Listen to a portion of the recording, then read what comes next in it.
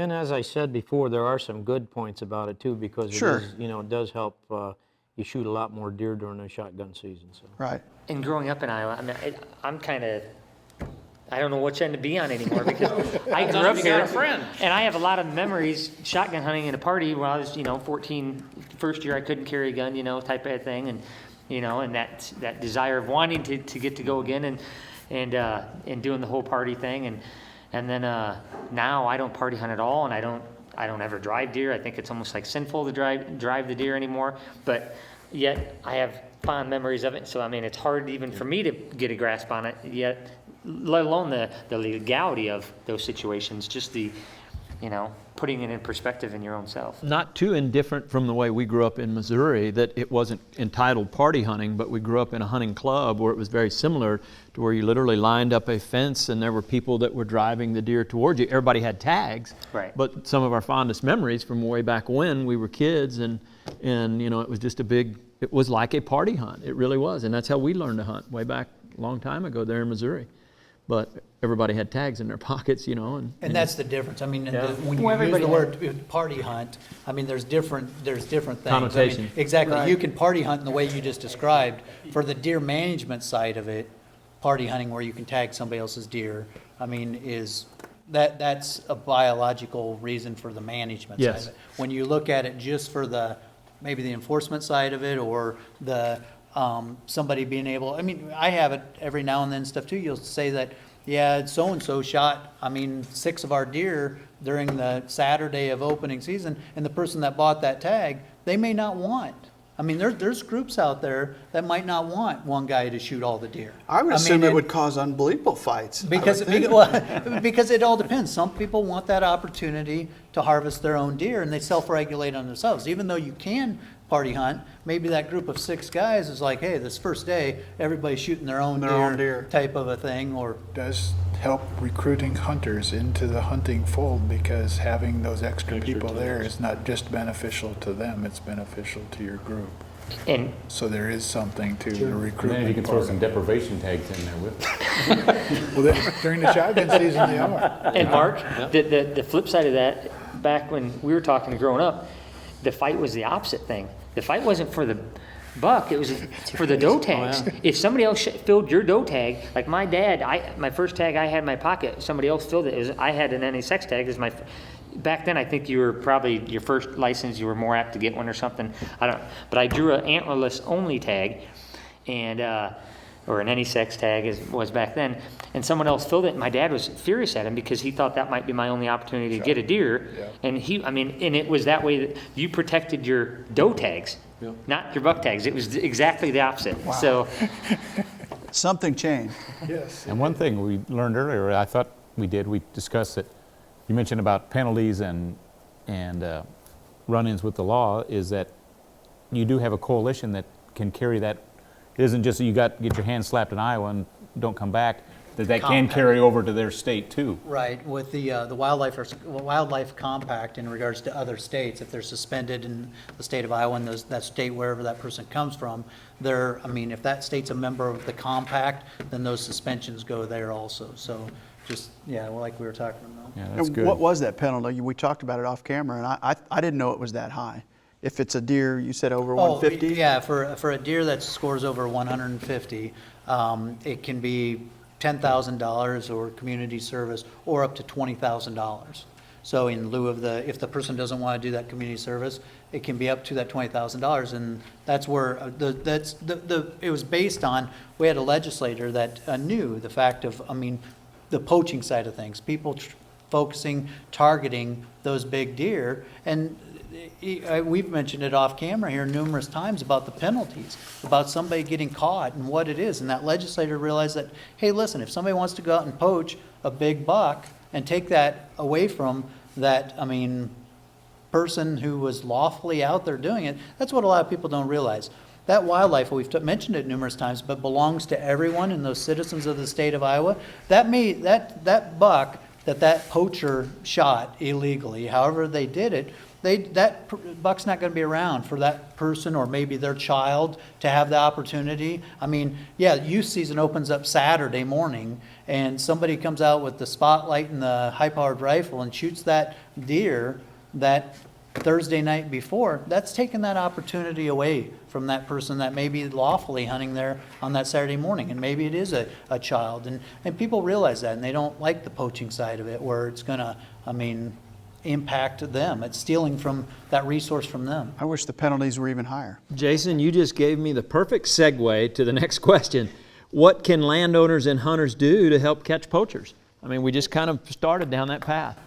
It's very important for people to get involved, whether it be the hunter or whether it be the landowner, to form that relationship. I mean, when you see that local conservation officer in that Casey's store and coming up, introducing yourself, saying, this is where I live, this is where I hunt, this is where my farm's at, and making those phone calls.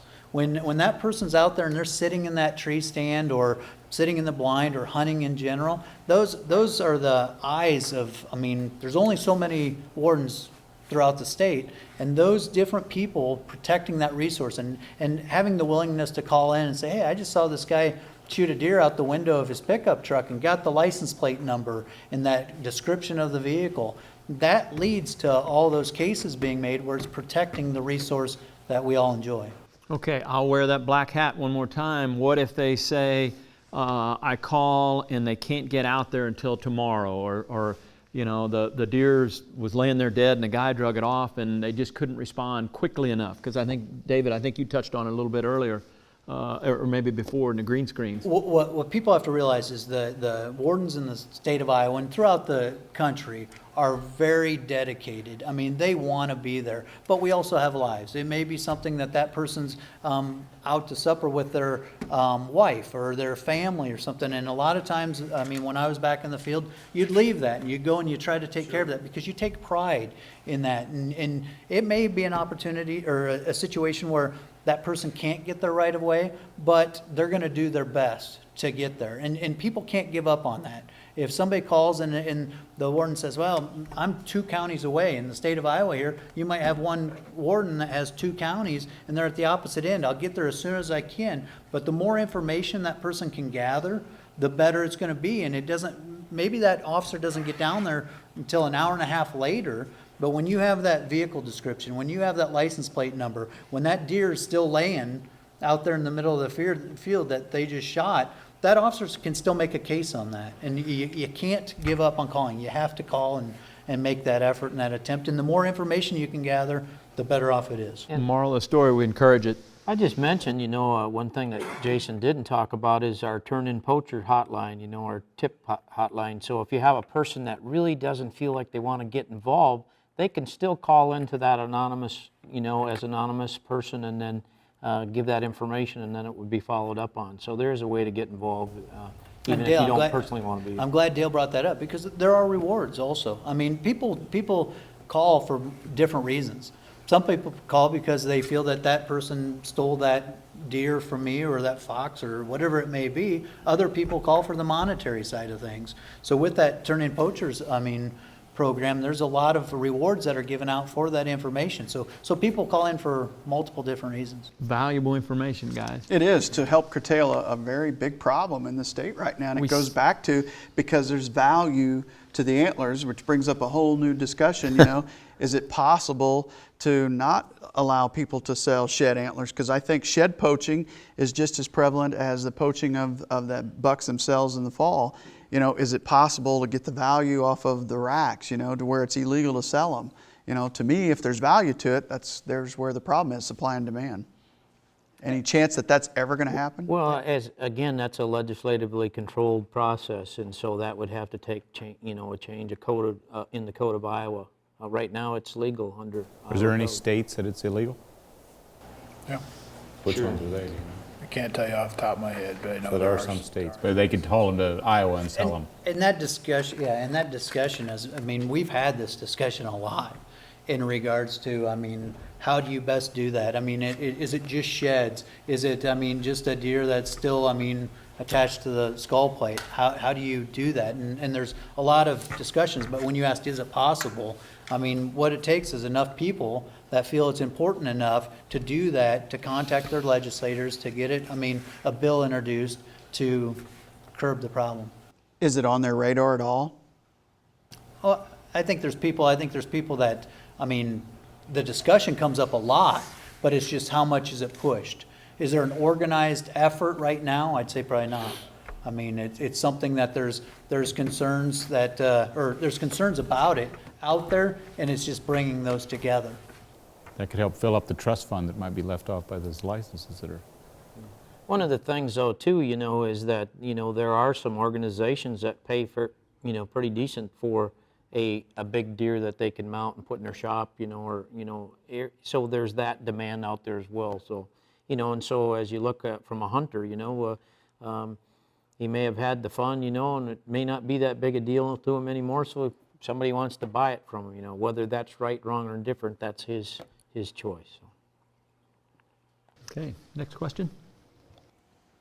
How can state wildlife professionals, such as yourselves, and the hunting industry, such as ourselves, work together for conservation? Obviously, we've all, the answer there is obvious. Why did you gentlemen want to have this? Do you feel as if you were the voiceless Iowa DNR? Just wanted to put a face with the name, or what led us all down this path? I'll give you an example of that. When we walked in the Pizza Hut today, we had a conservation officer, 2 biologists wearing shirts, and who did they come up to? They recognized Terry. And that, we got together early on, and the reason that we wanted to do this is because it helps us get, we're not marketers. You guys do an excellent job in what you do, and you have a lot of viewers and stuff. So we wanted to take the opportunity to talk about why we do what we do, and maybe not everyone will agree with that, but it gives us an opportunity to tell why, so people have, we can help educate that way. And it's just, sometimes whether you like it or not, the public will believe, a celebrity more than they would us. And I, whether that's right or wrong, but this is a great opportunity, a great way for us to work together to get this out and share viewpoints on everything. So that this doesn't go unsaid, I'm going to take this opportunity right now, because Mark and I, both getting just a little bit older, me particularly, having shot several deer throughout our careers, some things become much more important, and I can't tell you how rewarding this is as far as from, internally, what it feels like to be able to sit here with you guys today and go through this whole process. It's just extremely rewarding when it comes to the resources that we're talking about, and just being passionate about whether it's whitetail deer or turkey or pheasants or whatever, or fishing. It's really, really makes you feel good on the inside. So I want to thank you, especially from Mark and I, for allowing us to do this.